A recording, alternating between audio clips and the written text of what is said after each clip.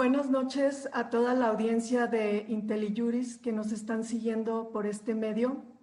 Comienzo con un agradecimiento tanto a IntelliJuris como a Luis Pérez de Hacha por la invitación a moderar este webinario y por toda su organización.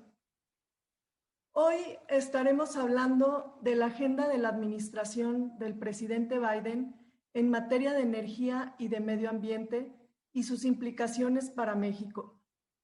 Recordemos que la relación bilateral México-Estados Unidos es importante para los dos países desde el punto de vista de donde se vea. El reciente cambio en la administración de Estados Unidos puede dar un giro en esa relación. En esta ocasión, nos enfocaremos en dos temas específicos: energía y medio ambiente.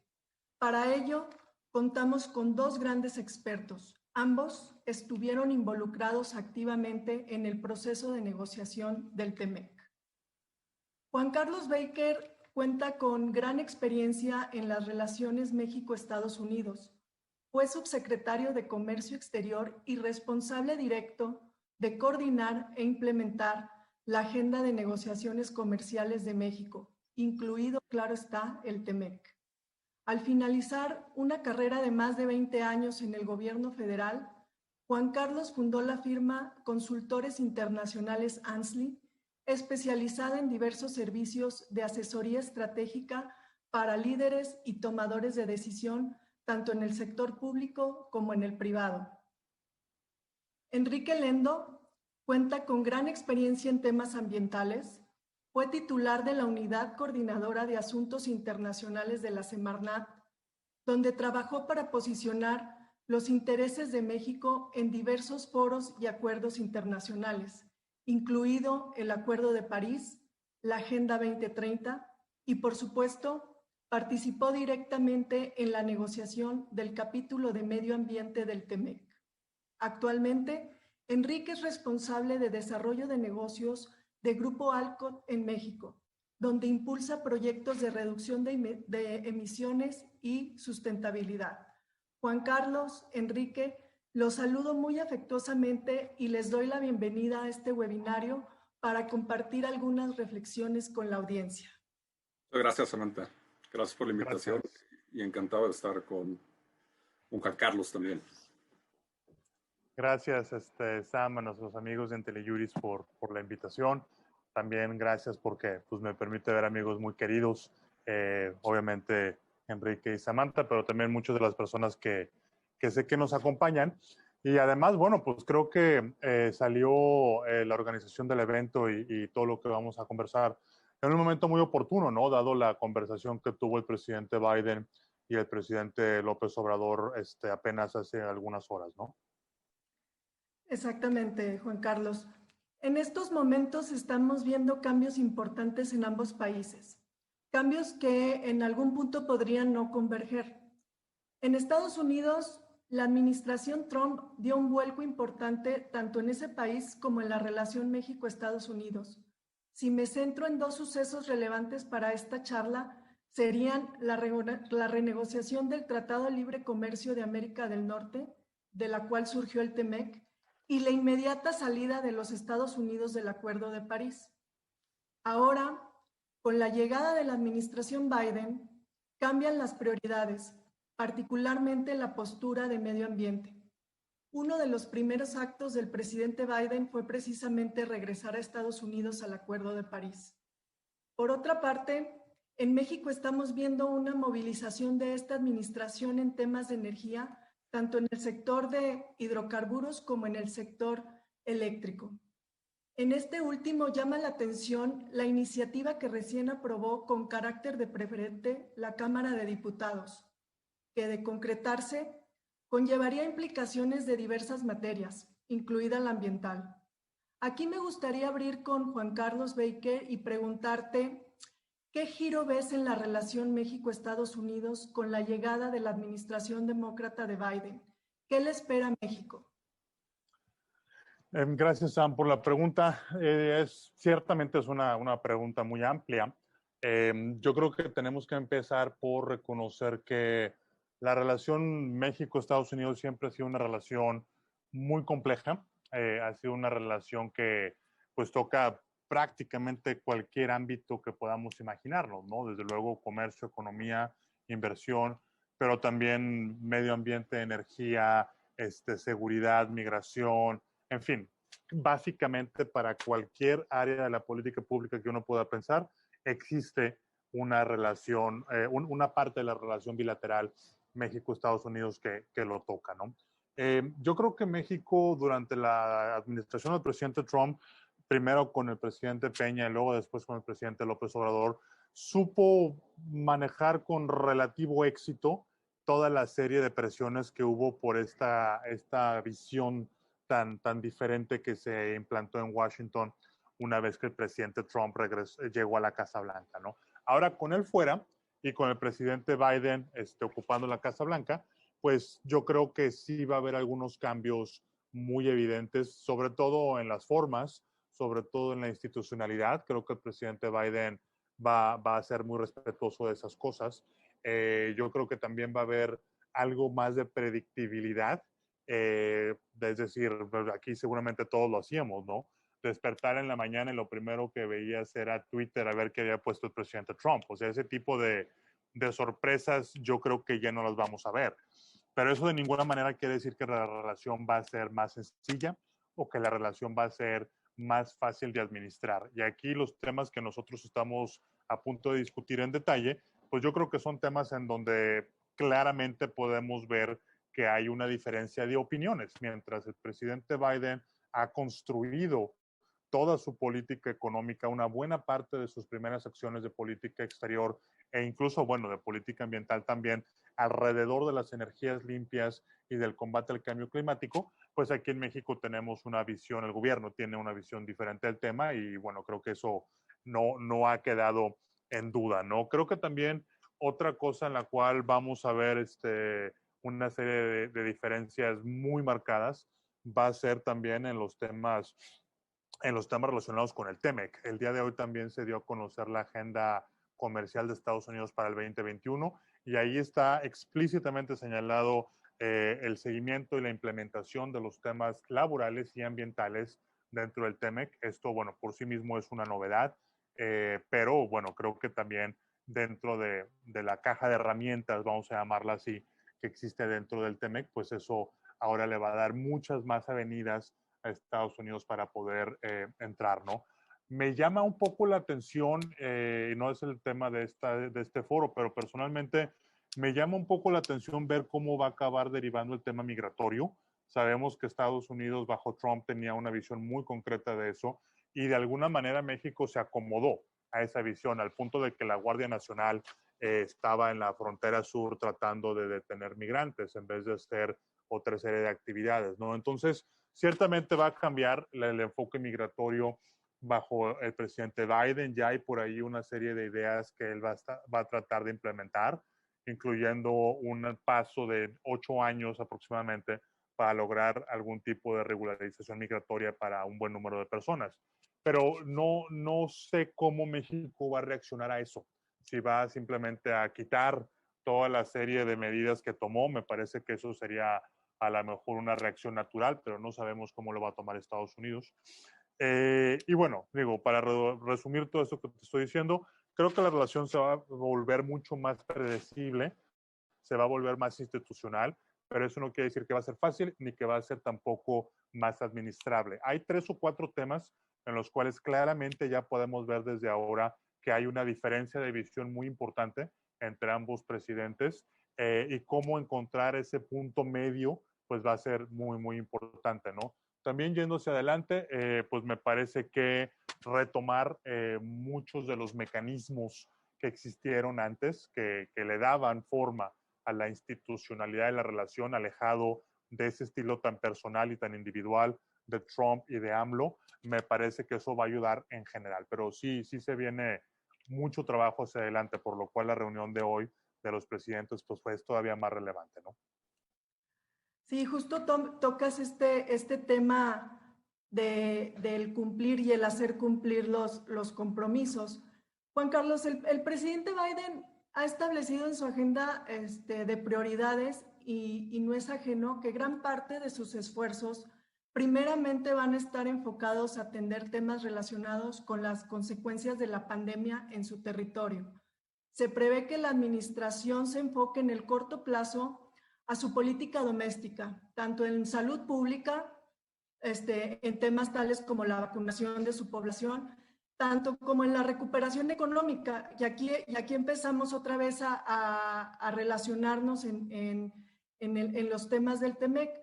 En cuanto a recuperación económica, se prevén incentivos fiscales, se prevé un plan de rescate. Ahora bien, ¿cómo está Biden en el plano del comercio internacional? ¿Qué papel van a ocupar los temas de la agenda comercial bilateral del TEMEC? Sabemos que, como ya lo has dicho, el TEMEC contiene temas sensibles, ya se dicen algunos de ellos en la declaración conjunta del día de hoy, pero muchos de esos temas considero yo están enfocados a la implementación y al cumplimiento, es decir, a todo este tema que le llaman el enforcement de las obligaciones. De hecho, así lo han externado ya algunos funcionarios de la administración Biden recientemente en la reunión con el secretario de Estado. Para ti, ¿cuáles son los temas que pueden ser el foco rojo en materia de implementación y de cumplimiento en México? Mira, a riesgo de sonar muy básico, te diría todos. Es decir, yo creo que tenemos que entender que el TEMEC, por supuesto, que nos garantizó una predictibilidad comercial, y aquí no es necesario recordarlo, pero simplemente volvamos a ubicarnos a esos momentos de 2017-2018, cuando parecía que no iba a haber Telecán o ahora TEMEC. Acordémonos cómo se disparó el riesgo país, el tipo de cambio tan volátil, las tasas de interés, proyectos de inversión que se detuvieron, etcétera. Entonces, bueno, no cabe duda que el TEMEC vino otra vez a reforzar esa predictibilidad en los negocios entre México y Estados Unidos. Bueno, Canadá también, ¿no? Pero pues obviamente el otro lado de esa moneda es que tienes unos compromisos mucho más ambiciosos, mucho más modernos y que evidentemente se espera que los cumplas. O sea, esta idea esquizofrénica por momentos de que me gusta el TEMEC porque puedo mantener todavía esa relación comercial, pero hay una serie de lugares o hay una serie de canastas en donde yo quiero hacer lo que yo quiera hacer, pues francamente no es fácil de reconciliar, ¿sí? Entonces, desde luego la parte energética, y sé que lo vamos a comentar a detalle ahorita, pero aquí también de nuevo, que no quede duda, o sea, es un falso debate estar hablando sobre si hay o no hay compromisos en materia energética en el TEMEC. Por supuesto que están ahí.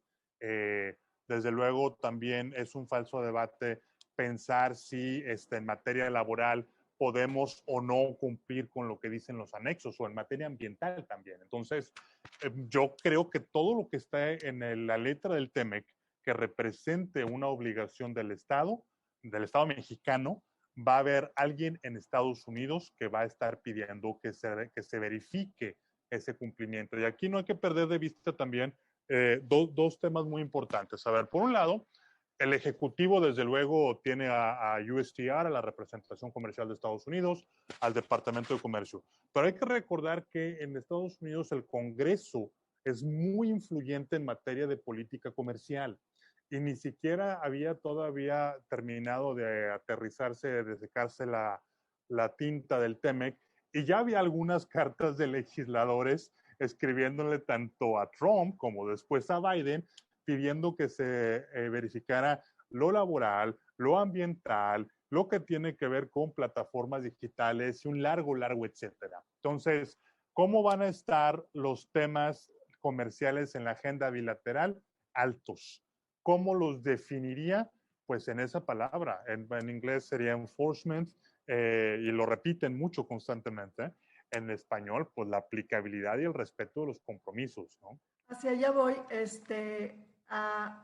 Ya si me enfoco en la materia de energía, primero tendríamos al sector de hidrocarburos y de gas natural, y tenemos que a finales de la administración de Trump La API manda una carta a varios secretarios de Estado alertando sobre posibles incumplimientos de México derivado de diversas acciones regulatorias, faltas de transparencia, que obviamente afectan ese sector.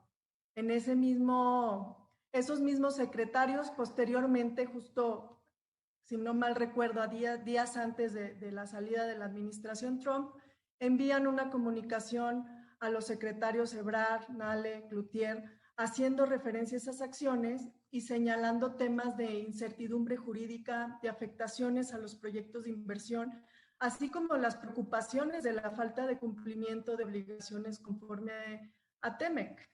En el sector de electricidad ya hubo un pronunciamiento de la administración Biden exhortando al gobierno mexicano en relación a las reformas a la ley de la industria eléctrica, en el sentido de brindar un ambiente libre de inversión y de transparencia y escuchar al sector privado, a lo que la respuesta del titular del Ejecutivo Federal fue que es un asunto de políticas de cada país. Sin embargo, debemos considerar que las políticas de cada país están supeditadas al cumplimiento de su propio ordenamiento jurídico y el TEMEC no solo es parte de dicho ordenamiento, sino que es ley suprema de la Unión al ser un tratado internacional. Entonces, ¿cuál es tu opinión? ¿Biden retomará el tema? ¿Los temas de hidrocarburos y de gas natural son parte de sus prioridades? ¿Las verá como parte de la agenda verde? Ahí dejo la pregunta, Juan Carlos. Bueno, salvo aquí la mejor opinión de Enrique también. Yo sí creo, desde luego, que van a continuar. O sea, sería un error pensar que como esa carta la mandaron unos secretarios que ya no están, pues entonces ya no es importante. O sea, eso para mí fue la expresión sistémica de una preocupación que hay en Estados Unidos. Que posiblemente por la agenda del presidente Biden que estamos viendo, le va a dar más énfasis a los temas de energías limpias sobre o vis-a-vis los temas de energía más tradicional.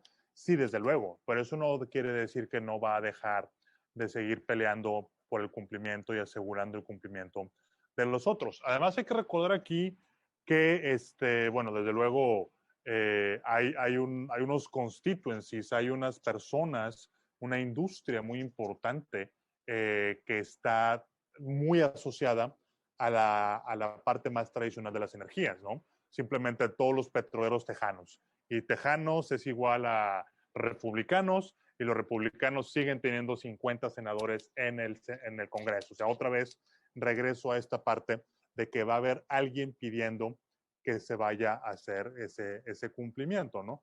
Y más allá de si hay un senador o un representante, o si es energía limpia, o si es energía no limpia, yo creo que el tema sistémico es ese, se tiene que asegurar el cumplimiento de los acuerdos internacionales, punto.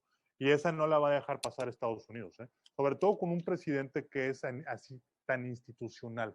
No lo veo diciendo que simplemente porque es petróleo entonces ya no le interesa tanto. Correcto. Antes de continuar, recuerdo a la audiencia de IntelliJuris de por favor de tener preguntas, ponerlas en el chat para podérselas hacer a nuestros ponentes al final de esta presentación.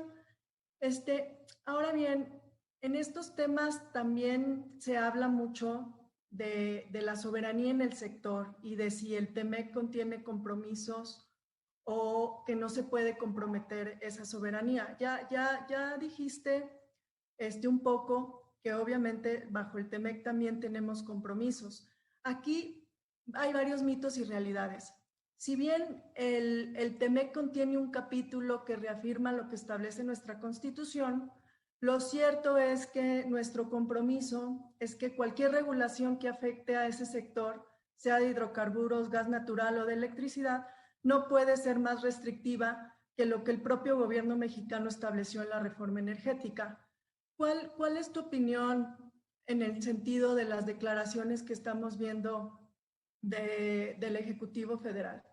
A ver, yo creo que la verdad la visión que tiene el gobierno actual respecto del sector energético no es una sorpresa. O sea, siempre lo ha dicho el presidente, siempre ha expresado el lugar bueno, Pemex primordialmente, pero también ahora la Comisión Federal de Electricidad, el lugar que dentro de su plan de gobierno y su idea de gobierno, el lugar que esas empresas ocupan. Entonces, en ese aspecto, yo creo que no debe de haber sorpresa, ¿sí? Podemos cuestionar si eso es económicamente lo mejor que podemos hacer, podemos cuestionar si legalmente se está respetando el Estado de Derecho, podemos cuestionar si esa es también la estrategia económica del futuro para el país o no, pero de que lo ha expresado completamente y sin ningún tipo de reservas, yo creo que ahí no hay nada más que agregar, ¿no? Obviamente, dentro de esa política o dentro de esa visión, pues eso no es fácil reconciliar con los compromisos que tú ya mencionabas que existen en el TEMEC, pero va más allá del TEMEC. O sea, incluso olvidémonos por un lado de esta manera legal que fue reflejado el compromiso tanto en el capítulo 8 como en el 3211, como en las reservas de medidas disconformes y una serie de capítulos en el TEMEC. También ya estaban previamente cuando entró en vigor el Tratado Transpacífico. Entonces, de nuevo, incluso si sacáramos el TEMEC de la estratosfera, pues esos compromisos ya están porque es el reflejo de cómo está nuestro marco jurídico en este momento, ¿sí? Entonces, de otra manera, bueno, y aquí todas las personas que nos están escuchando lo saben mejor que yo, ¿no? No puedes tener un tratado internacional, una ley que no sea congruente con ese tratado internacional. Así es sencillo. Ahora, yo creo que también, bueno, desde luego, si pasan ciertas cosas y se confirma que hay unas violaciones del tratado, y eso lo tendrá que decidir un panel eventualmente, o una corte por un caso inversionista-estado, si así se decide.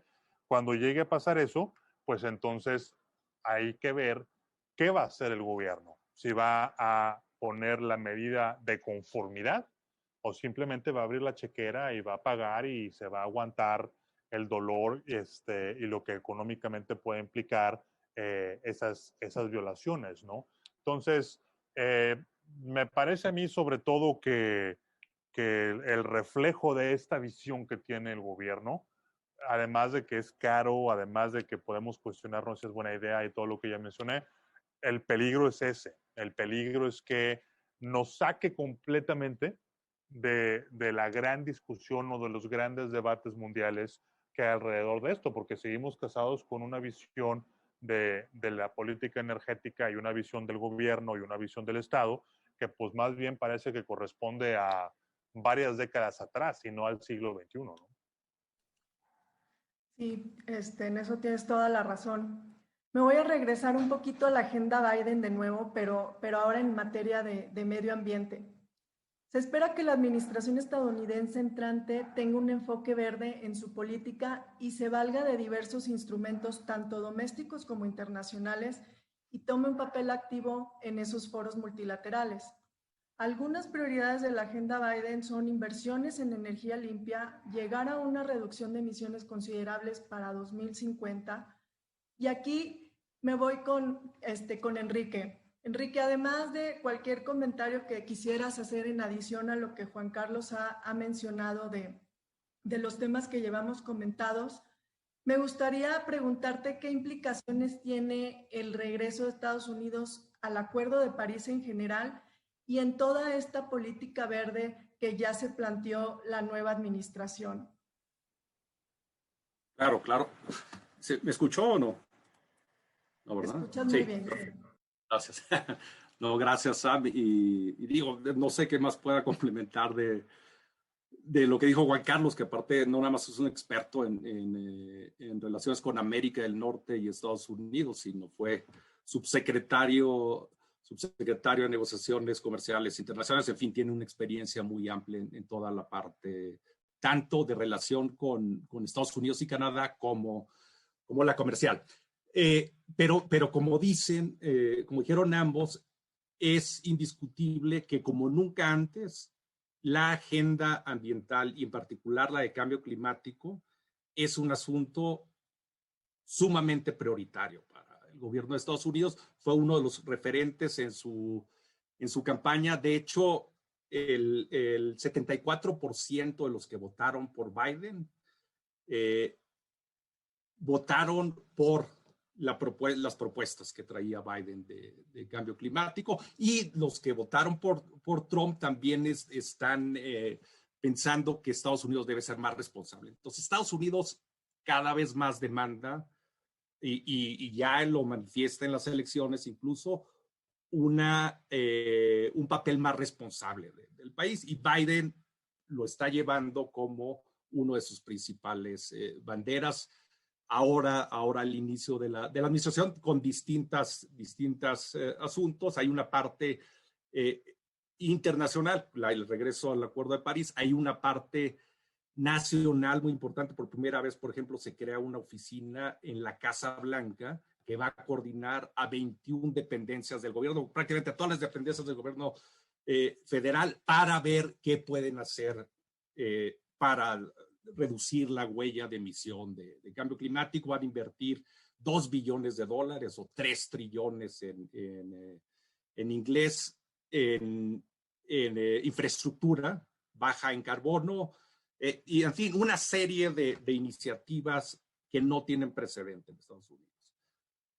¿Por qué es importante el regreso al Acuerdo de París? ¿Por qué las metas del Acuerdo de París de Estados Unidos, de México, en fin? Y para eso hay que entender el Acuerdo de París, porque lo planteamos fácilmente, pero hay mucho en el Acuerdo de París, y en qué es en lo que nos debemos de concentrar. Como saben, es un acuerdo que se aprobó en 2015, hay 196 partes involucradas, o sea, es un acuerdo muy complejo.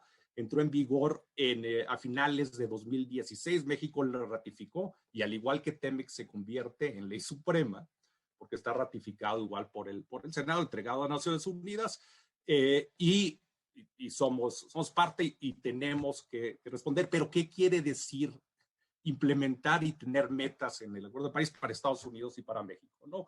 Tal vez lo más importante del Acuerdo de París es la meta que va a salvar al planeta, que básicamente va a salvar al planeta según los científicos, ¿no? Tenemos que estabilizar la temperatura, el crecimiento de temperatura a final del siglo en menos de 2 grados centígrados, y preferentemente lo más cercano a 1.5, sino las situaciones que estamos experimentando, que se cuantifican en $100,000 millones al año nada más en seguros, por ejemplo, en pagos de seguros, van a seguir aumentando, y podemos llegar hasta el 15% de impactos, de 15% de impacto del PIB global en impactos relacionados con el cambio climático. O sea, es un impacto monumental. Entonces, tenemos que estabilizar la temperatura en esta. Esa es la meta global. ¿Cómo se le hace para llegar a esa meta? Bueno, cada país pone sobre la mesa su compromiso individual de reducción. Los empezamos a poner en 2015, y hay que renovarlos cada 5 años porque no son suficientes. En el caso de la primera ronda que hicimos de compromisos, la trayectoria nos dice que en lugar de reducir de estabilizar la temperatura en 1.5, la temperatura, el incremento de temperatura potencial es de entre el 3.5 y el 4%. Eso acabaría con la vida en el planeta, con toda la vida que conocemos, ¿no? por el incremento. Entonces, esto quiere decir que tenemos que reducir de forma acelerada. También el acuerdo dice, para poder llegar a esta meta, y ahí es donde ya nos dan una señal clara de qué hacer, las emisiones de gases de efecto invernadero tienen que ser 0 netas a mitad de siglo. Es decir, todo lo que emitamos debe ser o reducido o absorbido por los bosques, o se tiene que volver a inyectar. Entonces, tenemos que pensar en otro esquema de manejo y uso de energía. No hay de otra. Tenemos que transitar hacia energía renovable, pasando por la energía limpia, pero no hay de otra para todo el planeta. Eh, en el 2030, por ejemplo, el 70% de la energía en el mundo debe venir de fuentes renovables en tan solo 9 años, 9 años que tenemos para llegar al 2030, y por lo menos 50% de los vehículos deben de ser eléctricos. Entonces, siendo Estados Unidos el segundo emisor de gases de efecto invernadero, el que negoció con China para que pudiéramos tener un acuerdo de París, y el que tiene el mayor potencial de incidir en actores políticos y económicos en la agenda internacional a través de distintos esquemas, incluyendo el comercio, y el comercio es uno de los instrumentos que tienen la cabeza, pero también invirtiendo mucho dinero y también apretando el brazo diplomático. Por ejemplo, la semana pasada, en el Consejo de Seguridad de Naciones Unidas, John Kerry, que ahora es el enviado especial de cambio climático, sugirió que el tema de cambio climático se tratara como asunto de seguridad global. Nunca había pasado esto en la historia del Consejo de Seguridad. Saltó Rusia y saltaron otros países, pero a ese nivel lo están viendo y van a seguir presionando por todos los medios, no nada más en el Acuerdo de París, van a presionar en G7, van a presionar en G20, van a presionar en todos los acuerdos comerciales que hay, van a presionar en el Fondo Monetario Internacional y, por supuesto, en los organismos financieros, Banco Mundial y todos los demás. Entonces, eso es lo que vamos a ver de aquí en adelante, una presión de Estados Unidos en todos los ámbitos, de forma bilateral, de forma regional y también en el ámbito multilateral por todos los medios, no nada más con el Acuerdo de París, de ahí la importancia, ¿no? México, ¿qué onda? ¿Cómo ha avanzado México en las metas de cambio climático desde las primeras que propusimos, que fueron en 2015, y las que tenemos ahora, porque ahorita ya vamos en la segunda ronda? En 2015 propusimos que íbamos a reducir el 22% de las emisiones de gases de efecto invernadero equivalente al 2030.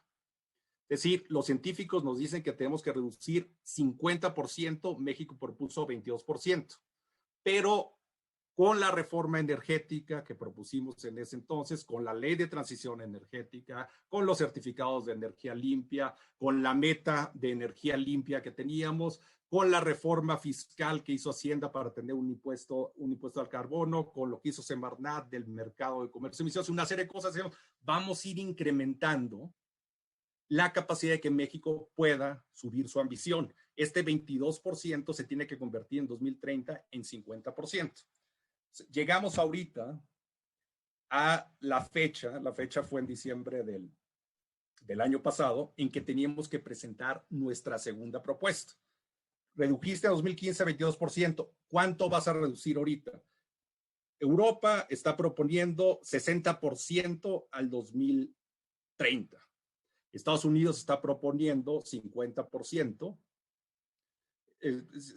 Reducir emisiones netas al 2050 y 35%, y su sector eléctrico libre de energía al 2035. ¿Qué propone México? Eso se los pregunto a todos. ¿Qué creen que propone México? Lo mismo, exactamente lo mismo que propusimos en 2015. Cero cambio, la misma visión. ¿Por qué? Porque la política la estamos enfocando hacia combustibles fósiles, estamos fortaleciendo a Pemex, estamos fortaleciendo la refinación. Ahora con la ley de la industria eléctrica estamos neutralizando las oportunidades para la energía limpia, las subastas, los certificados de energía limpia. Entonces, difícilmente tenemos aproximadamente un déficit, de acuerdo al plan de desarrollo del sector eléctrico, de cerca de 10 gigawatts de energía que deberían ser limpias para cumplir con nuestra meta de 35% de energías limpias al 2024. Entonces, ¿de dónde va a salir eso? Esa es la pregunta que se hace todo el mundo. Entonces, obviamente, lo que pone en la agenda México es la continuidad de lo que teníamos. Y quién sabe si vamos a cumplir con ese 22%. Lo más probable es que no. Se tiene la reunión virtual nuestro presidente con Biden. Vi el comunicado que nos mencionaste, Sam, y lo que dice es exactamente lo mismo. Vamos a reducir gases de vida corta. no está diciendo de dióxido de carbono, no está diciendo de las cosas que importan. ¿Por qué? Porque no es posible con la propuesta que se está haciendo en el marco, de la planeación energética de la actual administración. Va a ser sumamente difícil que podamos cumplir, solo que absorbiéramos tal vez todo a través de bosque, reforestáramos todo México. Lo otro que dice el comunicado es eficiencia energética. Quiere decir que nuestras industrias pues, vamos a apretar más el cinturón para que si ya eran eficientes, ahora sean más eficientes. ¿Y con qué? Pues quién sabe con qué, porque no los vamos a poder abastecer ni de energía limpia, porque no va a haber renovable ni eólica, ni tampoco de combustibles limpios, porque lo que estamos haciendo es promoviendo la refinación de petróleo, ¿no? Exacto. Tú bien señalas las metas que se tienen para 2024, o sea, a tan solo ya 3 años de que México tuviera que cumplir esas metas. El propio decreto de la reforma energética, la ley de la industria eléctrica, la ley de transición contienen disposiciones para que los participantes de todo ese sector tengan obligaciones en materia de energía limpia. Se definen las energías limpias, se prevén como objetivos primordiales el incrementar gradualmente la participación de energías limpias en la industria eléctrica, el promover las energías limpias y la reducción de emisiones contaminantes y el reducir la generación de emisiones contaminantes en la generación de energía eléctrica, lo cual es difícil reconciliar con la propuesta de reforma ya aprobada en diputados que vemos y que presentó el titular del Ejecutivo Federal. Entonces, aquí también vuelvo a lo mismo, estamos viendo estas actuaciones de las autoridades mexicanas que tienen incidencia en otros compromisos internacionales, además del TEMEC. Entonces, ¿qué implicaciones le ves tú, Enrique, en el ámbito multilateral? O sea, ¿qué pueden hacer o se va a presionar a México en Naciones Unidas para el cumplimiento de sus metas? ¿Cómo ves este tema? Sí, en Naciones Unidas es difícil, hay muy pocos mecanismos para presionar. Y los países que no se quieran comprometer, pues es muy difícil influenciarlos a través del mecanismo. A lo que se presta frecuentemente, y así fue como se logró el Acuerdo de París presionando a China, es a través de encuentros bilaterales, ¿no? Entonces, los dos somos socios del acuerdo de París, México y Estados Unidos. Los dos participamos, tenemos ahí ciertos compromisos, hay muchas salvaguardas por las que te puedes sacudir el compromiso y pues navegar ahí sin hacer nada.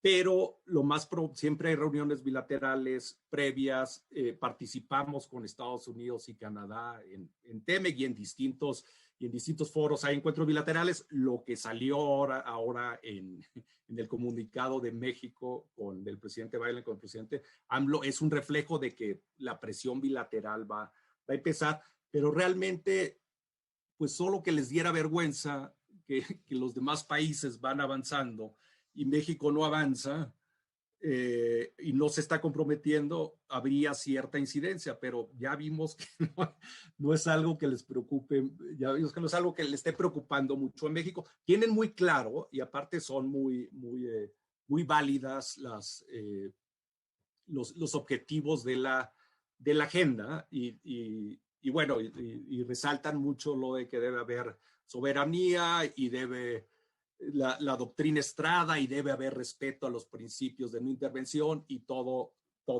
esto. Entonces, no creo que la parte de diplomacia internacional, sobre todo multilateral, vaya a ser un instrumento en donde se pueda influenciar al gobierno de México. Va a tener que haber otros mecanismos y bueno, ahí están los comerciales, ahí está la parte de inversión, ahí está la relación bilateral con Estados Unidos, donde posiblemente haya cada vez más pues, más insistencia, ¿no? En que México tome una posición diferente. Y luego si la ligas con muchas otras cosas como estás afectando inversiones, en fin, ¿no? Me estás afectando inversiones, me estás exportando productos que se producen con energía sucia y hay muchas otras maneras de incidir en la decisión de México, además de la cooperación diplomática multilateral.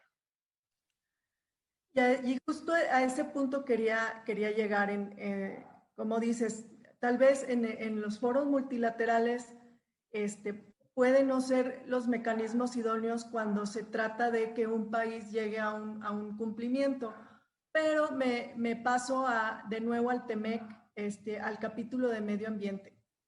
El capítulo, por el contexto en el que se negoció por la administración que estaba en ese entonces a cargo en Estados Unidos, pues obviamente no contiene ni menciones al Acuerdo de París, ni compromisos que estén ligados o vinculados específicamente a tal acuerdo. Sin embargo, eso no quita que el capítulo sea robusto, que contenga compromisos de efectiva observancia de la legislación ambiental, de la no derogación de leyes ambientales y, más importante aún, que esos compromisos estén sujetos a la aplicación del mecanismo de solución de controversias del TEMEC, donde sí hay consecuencias de índole comercial. Enrique, estas obligaciones de cumplir leyes nacionales de México, de cumplir con sus propias leyes nacionales en materia de medio ambiente, ¿encontrarían obligaciones que tienen que ver con reducción de emisiones? Esa sería una pregunta.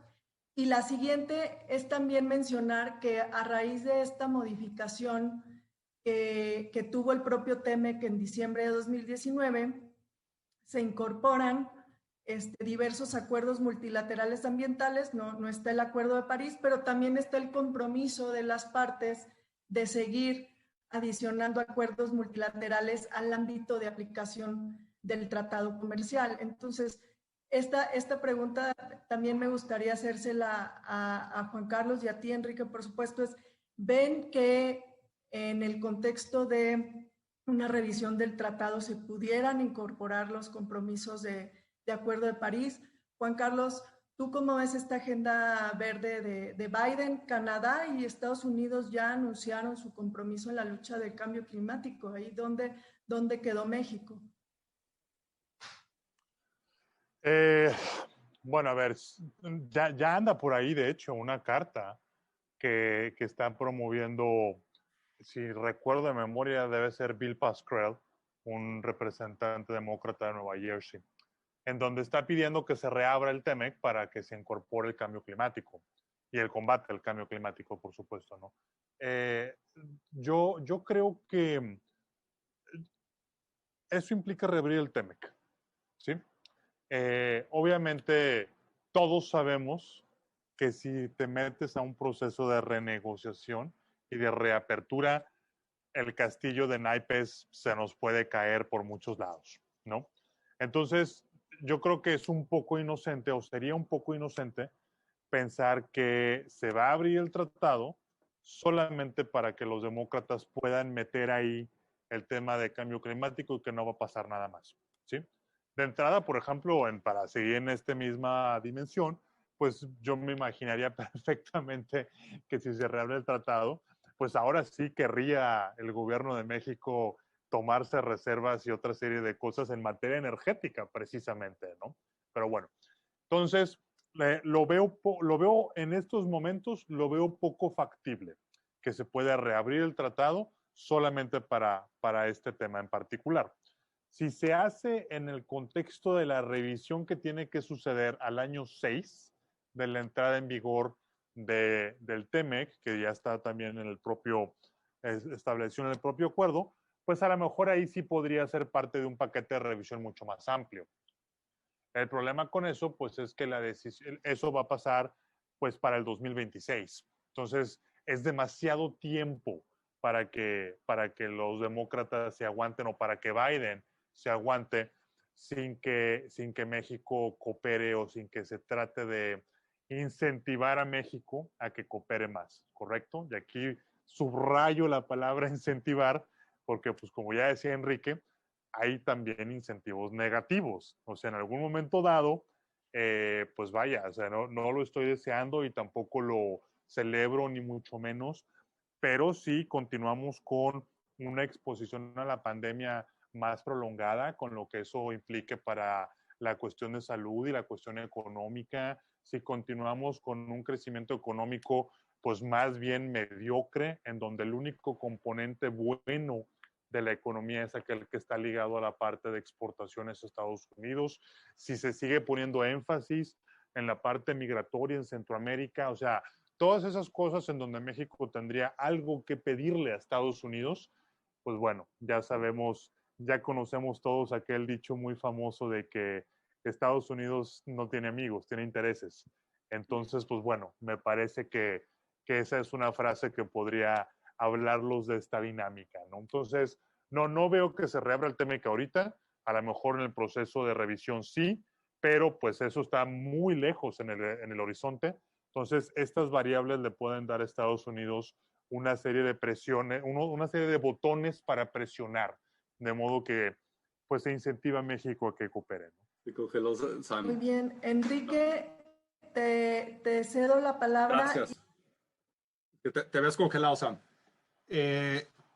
A ver, coincido con Juan Carlos en la parte comercial, pero como decías, el acuerdo, el capítulo ambiental, el capítulo 24, es un acuerdo, y yo creo que utilizaste la palabra perfecta, robusto, ¿no?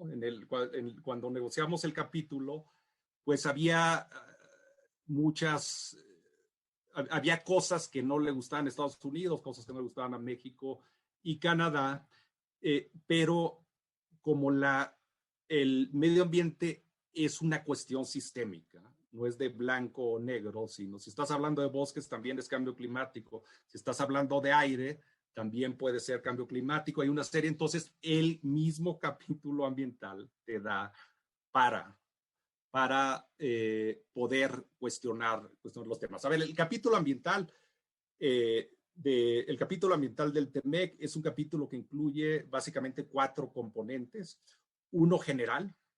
En ese general están los objetivos, las reglas procedimentales, en fin, y las cuestiones de información y participación pública. Pero hay una muy importante, que es el área de aplicación de la ley, es la fracción 4, el 24.4, y habla de la aplicación de la ley. Lo que dice es, ninguna parte dejará de aplicar efectivamente sus leyes ambientales a través de un curso de acción o inacción sostenida o recurrente, de forma que se afecte el comercio o la inversión entre las partes, ¿no? Ese da la clave para lo que rige a todo el capítulo. Lo que quiere decir básicamente es, si tú incumples con tus leyes ambientales y eso está favoreciendo el comercio y la inversión de forma injusta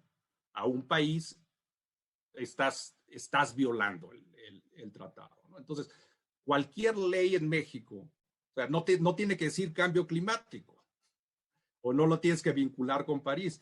Tenemos una ley general del equilibrio ecológico y protección al ambiente que tiene el tema de cambio climático. Tenemos la ley general de cambio climático que es de cambio climático. Tenemos la ley de desarrollo forestal sustentable que también trata el tema de cambio climático, y como esa hay varias, ¿no? Y luego si te vas a las energéticas, también puedes empezar a relacionar las cosas. Además de eso, además de ese tema que es fundamental si lo vemos en cuestión de ley, tiene toda una parte el mismo capítulo de 19 componentes sustantivos, en donde ya hablan de cuestiones temáticas ambientales, ¿no? Y de esas, por lo menos 6 podrían estar relacionadas con el tema de cambio climático, evaluación de impacto ambiental, por ejemplo, protección de la capa de ozono, y su relación con el protocolo de Montreal por la relación que hay entre la convención y el protocolo de Montreal para la atención de los gases de efecto invernadero, protección del medio marino de la contaminación de buques, porque los buques es uno de los temas, uno de los sectores de atención especial para la reducción de gases de efecto invernadero según el Acuerdo de París. Calidad del aire, que fue un tema que propuso México, también tiene una relación muy importante, muy significativa con cambio climático, y gestión forestal y sostenible de los bosques. Entonces, tanto en el ámbito de no aplicación de las leyes nacionales, como en el ámbito de irte a cualquiera de estos temas sectoriales que sí están en el tratado, podrías encontrar formas de incidir en que México tenga una mayor responsabilidad en materia, sobre todo la de aire, ¿no? La de aire es muy, muy importante. Después, pues si lo encuentras, ¿qué es lo que va a pasar? ¿Te vas a ir directamente al garrote o tienes otras maneras de incidir de acuerdo al capítulo 24? Pues tienes toda una serie de pasos antes de llegar a la sanción, ¿no? Entonces, lo que te dice el tratado es, primero empezamos por la cooperación y vemos si nos entendemos, hacemos estudios, trabajamos, México a lo mejor no puede, pero si le ayudamos aquí, si va a poder, como lo hicimos cuando negociamos el TLC y nunca tuvieron que utilizar un mecanismo de sanción y México salió adelante con su política de institucionalidad ambiental. Si eso no resulta, están las peticiones. Entonces, los ciudadanos pueden expresarse y preguntarle al tratado por qué se está incumpliendo con el tratado. ¿Y esto en qué termina? Pues simplemente ventilas al país y sale un expediente de hechos y dice, pues, efectivamente, un reporte técnico donde dice que México no está cumpliendo con cualquier ley. Si eso no resulta, ya empiezan algunos mecanismos un poquito más fuertes. Empiezan consultas técnicas. Después de las consultas técnicas vienen consultas de alto nivel. Después vienen consultas ministeriales y después sí se pasaría a la parte de sanción. No es muy tardado de que empiezan las consultas, las consultas de expertos hasta que se llega a una posible sanción. Creo que pasan 30 días no más. Entonces hay que estar listos para cualquiera de estas situaciones, pero de que hay manera de vincular el tema de cambio climático con las disposiciones del TEMEC, sea en lo nacional o en lo internacional.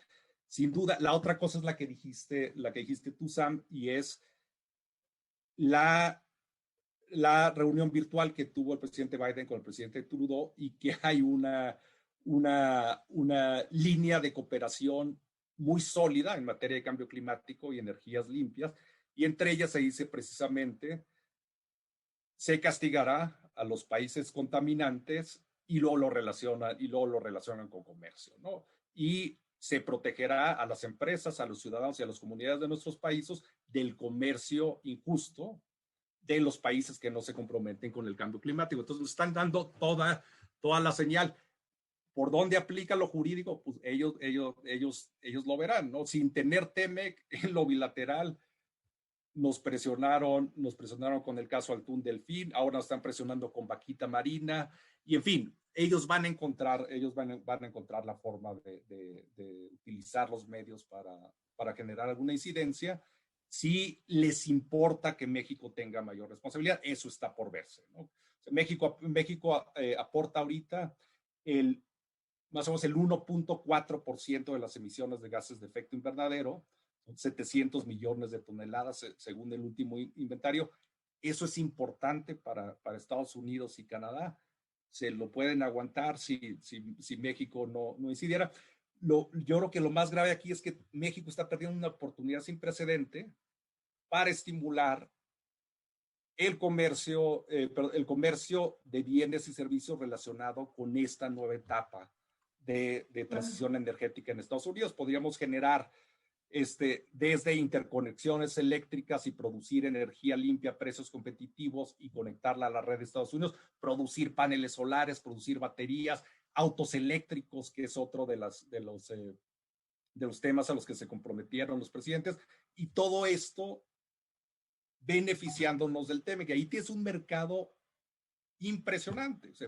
Hacen la transición, se estima que se van a invertir en infraestructura y otros, en infraestructura y algunos otros asuntos, entre 6 y 7 billones de dólares al año en el mundo para llegar a esta transición.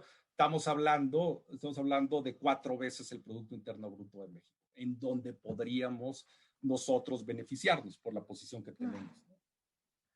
Claro, muchas gracias. Ahora me gustaría en estos minutitos que nos quedan y muy brevemente referirles a las preguntas de nuestra audiencia. Tal vez las voy a agrupar. Hay muchas que tienen que ver con la reforma a la ley de la industria eléctrica. Nos pregunta Rodrigo Pérez, ¿prevén que algún funcionario del gobierno de Estados Unidos, acaso no de muy alto nivel, exprese un descontento por la iniciativa de reforma a la ley de la industria eléctrica del presidente López Obrador? Luis Romo nos pregunta, ¿qué opinan del reclamo de Andrés Manuel López Obrador por la iniciativa de contrarreforma eléctrica de 2 organismos internacionales muy importantes, Global Wind Energy Council, que encabeza Ben Backwell, y del Global Solar Council, que dirige Gianni Chianetta? Y por otra parte también Luis Pérez de Hacha nos pregunta que por el lado de la Unión Europea, ¿qué temas nos exponen? Y aquí recuerdo que ya la Unión Europea desde el inicio de las acciones emitidas por el SENACE y por la CENER, enviaron comunicaciones formales al gobierno de México, puesto que la inversión europea en energías renovables es de las más altas en nuestro país. Entonces, a lo mejor abro con estas 3 preguntas para ver sus opiniones. A ver, perdón, sí, alcancé a escuchar y justo cuando iba a hablar me desconecté. A ver, muy rápidamente, ya hubo un pronunciamiento respecto de una subsecretaria encargada de los asuntos hemisféricos en el Departamento de Estado, se llama Julie Chang. Por ahí Sam ya lo había mencionado en algún momento. Yo creo que no vamos a ver algún reclamo mientras la ley pues no cumpla todo el proceso legislativo que tiene que pasar, ¿no? O sea, si se aprueba ya en el Senado y luego eventualmente se mandará al Ejecutivo para su publicación, y el día que aparezca en el diario oficial, pues ese día seguramente ya vamos a ver pues algún otro pronunciamiento.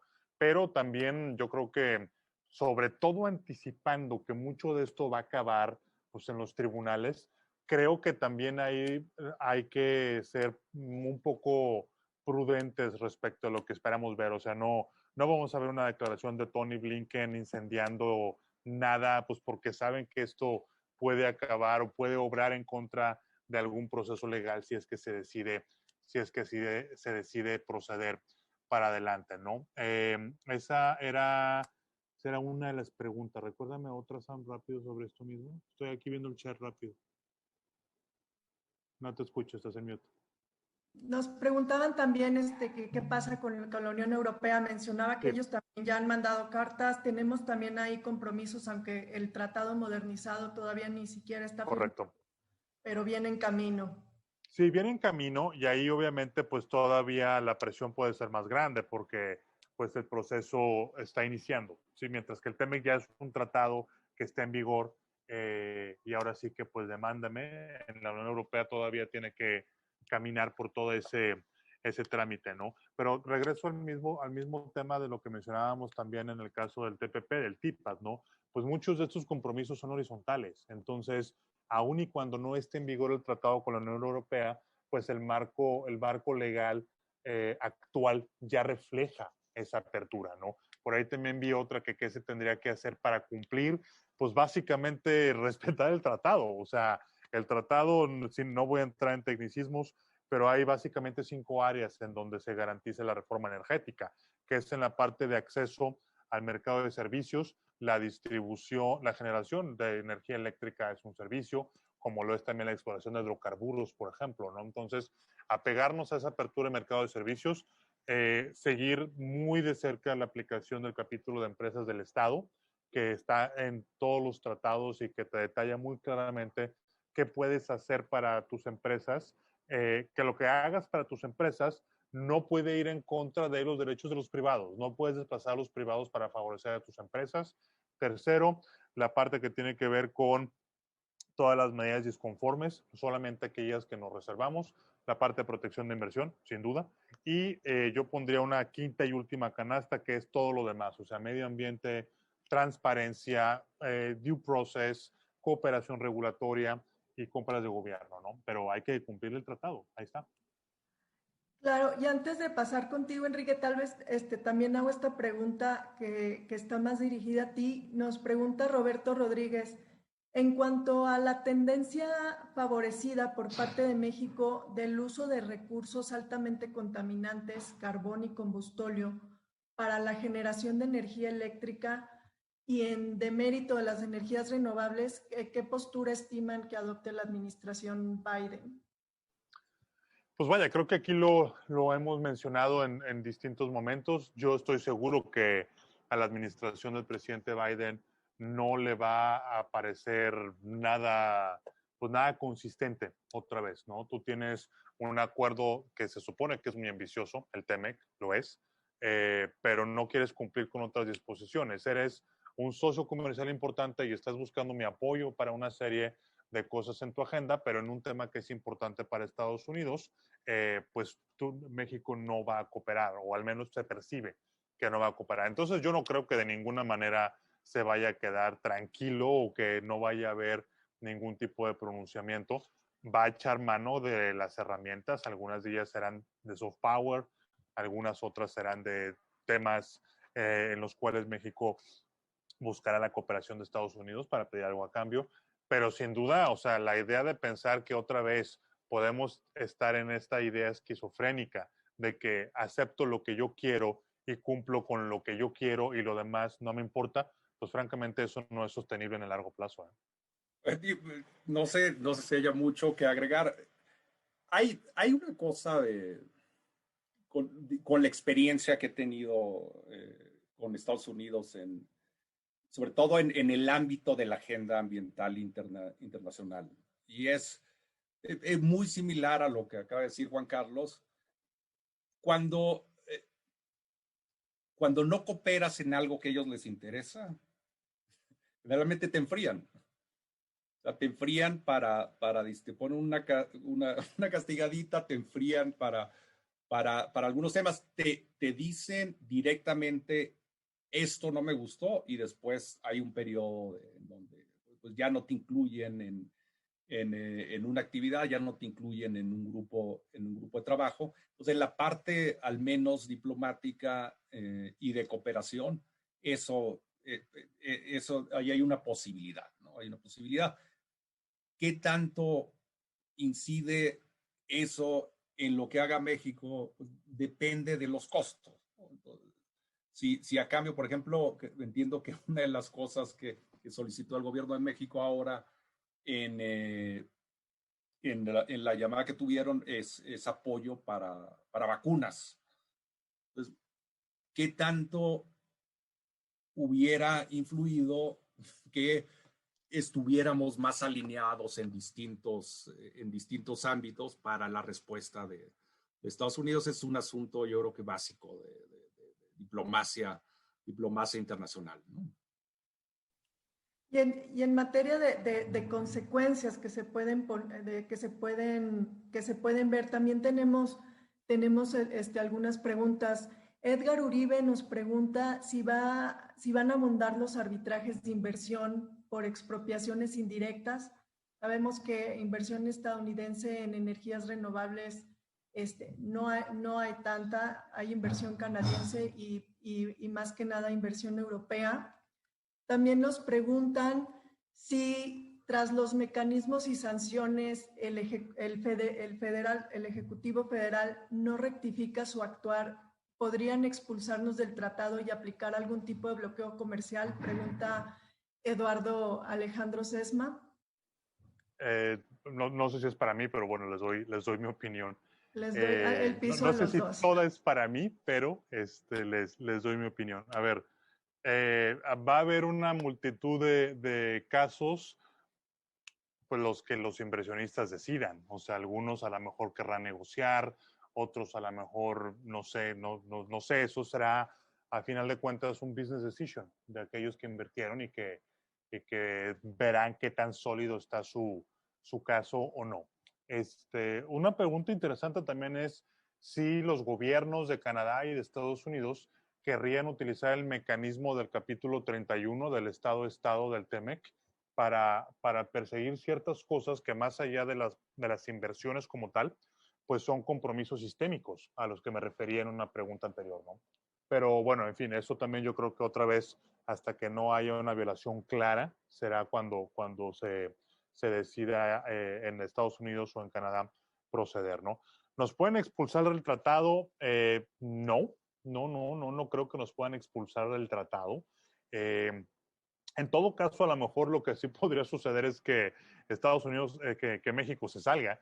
O sea, si esto es tan importante para el gobierno de México, para el gobierno del presidente López Obrador, y dice, pues yo voy a hacer esto a pesar de,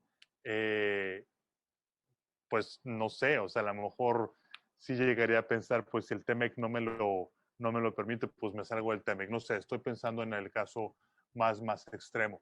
Lo que sí puede suceder, y aquí hace rato Enrique hacía referencia a esto también, sí me puedo imaginar una serie de situaciones en donde digan, mira, tú estás produciendo automóviles, celulares, televisiones, etcétera, hasta comida, con una huella de carbono muy grande. Entonces te voy a poner un impuesto adicional. Y entre que si debatimos si es o no consistente con el TEMEC, entre si realmente Estados Unidos se decide a quitarlo o nosotros a modificar nuestra actitud, pues puede pasar mucho tiempo y la afectación económica esa sí es inmediata, ¿no? Entonces, creo que eso sería como yo lo vería, salvo la mejor opinión de Enrique, por supuesto. Totalmente, ¿no? Totalmente. Sí, veo difícil que nos expulsen del tratado. Hiciste referencia al capítulo 31 y los casos de Estado a Estado. Es una posibilidad en la parte de medio ambiente. O sea, tienes todo para... Y hace rato algún colega hacía referencia a qué pasa si se empiezan a quejar ciudadanos, asociaciones, en fin, bueno, pues ahí está un caso claro en donde se puede influir al gobierno de Estados Unidos y decir, está incumpliendo un incumplimiento sistémico, ¿no? Está incumpliendo con la ley ambiental, independientemente de que haya un interés de inversión específico, estás cumpliendo con algo que es sistémico, con un principio de... Entonces ahí puede pasar, pero de eso a alguna expulsión, pues coincido con Juan Carlos, ¿no? La veo difícil. También nos preguntan si este tema tiene relación con el corte de suministro de gas en Texas que se vio recientemente. No, yo no le vería una relación directa entre una cosa u otra. También eso de la prohibición de gas, que luego no fue realmente prohibición, que duró, no sé, 2 días, ¿no? 1 día y medio, una cosa así. No me parece que haya sido ni consistente con el tratado, tampoco Estados Unidos no se reservó nada en ese sentido de la exportación de gas. Aunque bueno, si hubieras podido a lo mejor aducir seguridad nacional, igual le podías encuadrarlo ahí. Pero en fin, no veo una relación directa entre nada de esto con la parte de lo que sucedió hace unos días por el tema de gas en Texas. La semana pasada me invitaron precisamente a hacer un comentario sobre este tema y lo que contesté fueron 2 cosas, ¿no? La primera es lo de Texas estuvo relacionado con cambio climático y está comprobado científicamente y es como está el vórtex polar y que vamos a tener cada vez más este tipo de fenómenos y por eso la forma en cómo diseñamos la infraestructura debe ser resiliente. Entonces, lo que pasó ahí se congeló la infraestructura energética y eso creó una escasez y una nueva administración del gas en Texas para abastecer. Entonces, eso va a seguir pasando en Estados Unidos, va a seguir pasando en México, va a seguir pasando en todo el mundo. Entonces, tenemos que pensar de forma diferente en cómo nos adaptamos al cambio climático y la infraestructura tiene que ser resiliente a estos cambios, ¿no? Entonces, tenemos mucho planear en función del riesgo y el riesgo es cada vez mayor. Acaban por ejemplo, anunciar también la semana pasada en Estados Unidos que las primas para las casas, para todas las casas, edificaciones que estén en zonas de riesgo de inundación, están sobreestimadas 4 veces. O sea, tiene que aumentar entre 4 y 5 veces el costo de las primas en las casas. Y esto lo vamos a seguir viendo. La segunda, y esa es una señal importante para los dos, para México y Estados Unidos, es la falta de diversificación. Si te quitan el gas, ¿qué haces? ¿Cuáles son tus opciones? Evidentemente no había muchas opciones y por eso tuvimos los apagones. Lo que hace la reforma energética que tuvimos en 2014 en México, precisamente eso, abrir el mercado para que haya distintas opciones, ¿no? Impulsando mucho también la energía solar, impulsando la energía eólica, en fin. Y lo que se está proponiendo ahora con la ley de reforma, la ley de la industria eléctrica, pues está reduciendo ese potencial de reaccionar ante la inversión con distintas opciones energéticas.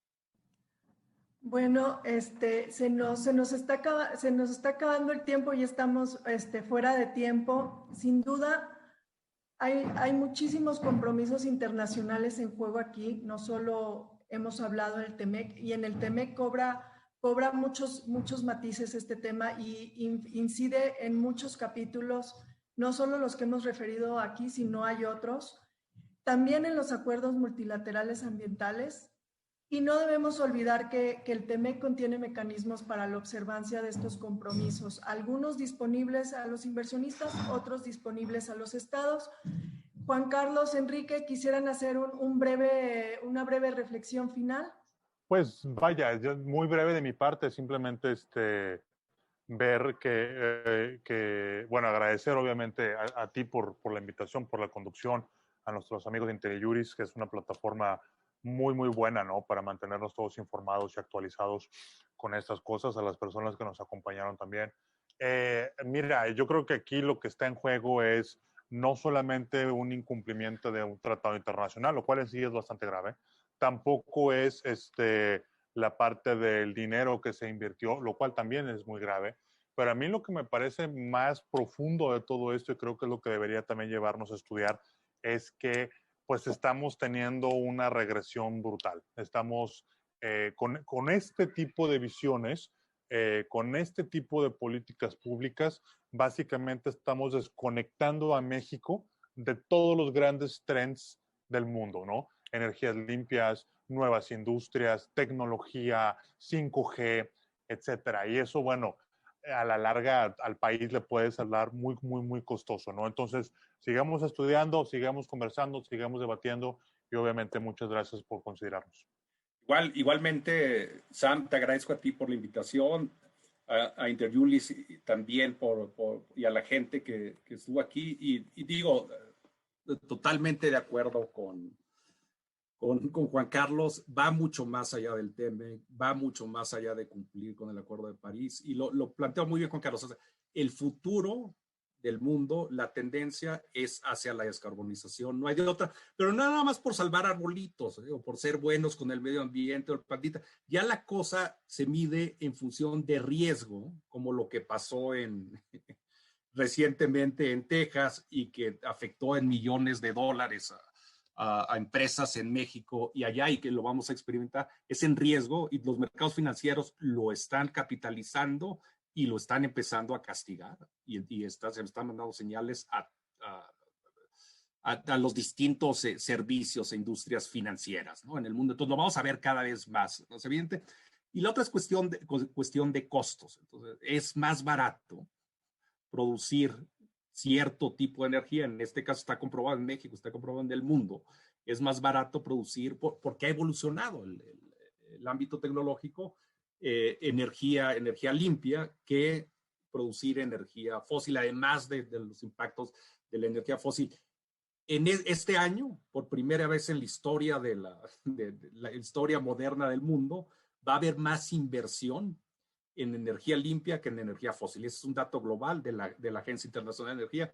En 2024 va a haber más capacidad instalada. Entonces, el futuro de la competitividad, o sea, no es el futuro de los arbolitos, ni de los osos panda, ni en fin, es el futuro de la competitividad mundial, para donde van todo lo que decía Juan Carlos, donde van los autos eléctricos, donde van las redes 4G, donde van las redes de producción inteligentes, las baterías, en fin, es hacia allá, por cuestiones ambientales, que son sumamente válidas, y yo vengo de ese sector y las voy a seguir defendiendo, pero además por cuestiones ambientales, por cuestiones de racionalidad económica y de competitividad.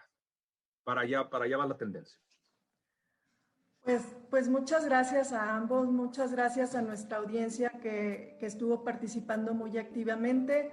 No me queda más que agradecer a la plataforma IntelliJuris, a Luis Pérez de Hacha y despedirme de todos ustedes. Muchas gracias, Enrique, Juan Carlos. Gracias, Sam. Hasta luego. Saludos, Gracias. Carlos. Gracias. Cuídense. Saludos a todos.